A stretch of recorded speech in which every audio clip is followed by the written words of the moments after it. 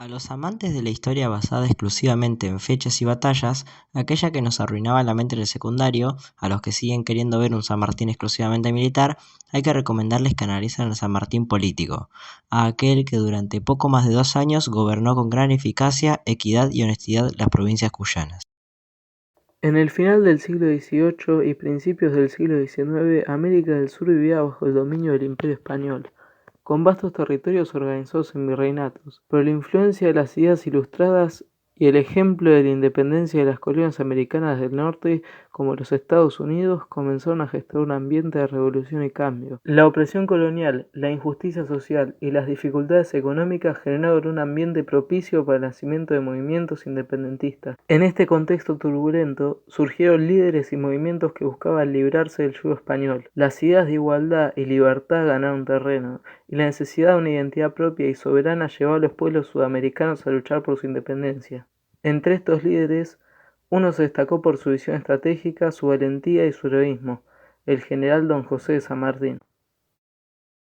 José Francisco de San Martín nació el 25 de febrero de 1778 en Yapeyú, un pequeño pueblo en la provincia de Corrientes. De una familia de origen criollo, su padre, Juan de San Martín, era un militar español que había llegado al virreinato del Río de la Plata. Su madre, Gregoria Matorras, era una mujer de ascendencia española, y juntos formó una familia que, a pesar de su estatus modesto, proporcionó a José una base sólida para su futuro. A la edad de 6 años se trasladó a España con su familia. Este traslado marcó el comienzo de su formación y su inmersión en una cultura y una formación militar. En España, San Martín ingresó en el Real Seminario de Nobles de Madrid, donde recibió una educación que lo prepararía para el servicio militar.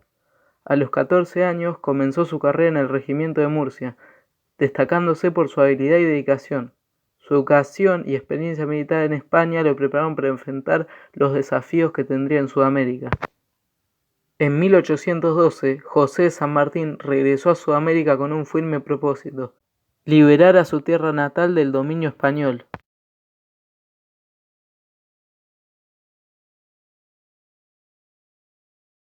Al regresar de Europa, San Martín fundó ese 1812 junto a Carlos de Alvear y Julián Álvarez la Logia Lautaro, una filial de la Logia de los Caballeros Racionales de Londres, que era una sociedad secreta y masónica que se dedicaba a planear la liberación de Argentina entre las sombras. A esta luego se le sumó la Sociedad Patriótica del infravalorado prócer Mariano Moreno y sus seguidores.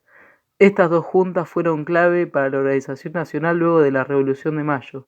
La Logia Lautaro también fue clave para que el 8 de octubre de este año San Martín y Alvear dieran un levantamiento cívico-militar al gobierno del primer triunvirato. Entre el 1812 y el 1814, San Martín luchó en la batalla de San Lorenzo. Fue nombrado jefe del ejército del norte y planeó la liberación del continente. Para ese plan debía formar un ejército muy numeroso, y para eso pidió la intendencia del Cuyo para poder formar su ejército.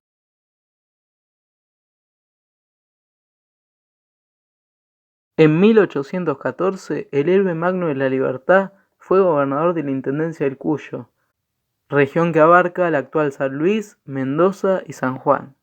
Esta gobernación fue muy importante para la preparación del ejército de los Andes y para la campaña de liberación.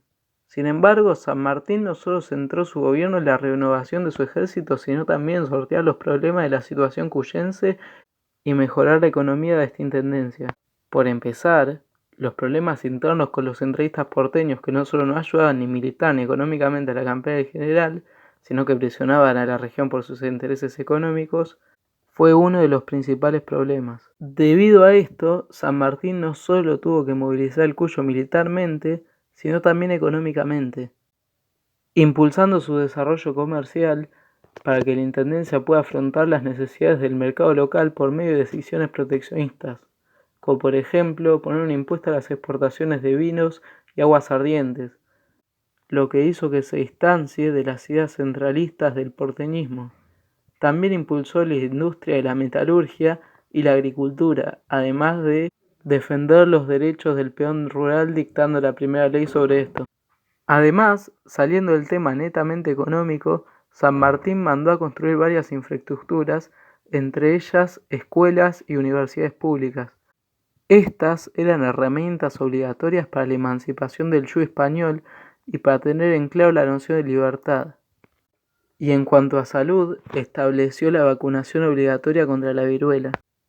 La conclusión de este gobierno del padre de la patria es que fue un gobierno proteccionista e intervencionista, federal y que dio derechos a los trabajadores y pobladores cuyenses.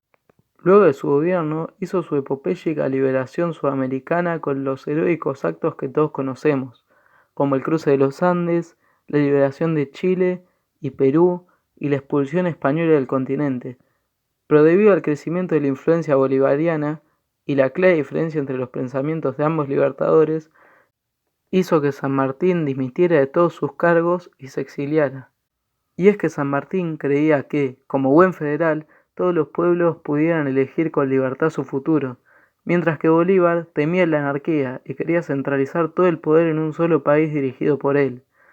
Además de eso, el gobierno argentino con Bernardino Rivadavia a la cabeza había dado por concluida la campaña libertadora, cortando cualquier apoyo económico y militar a don José de San Martín.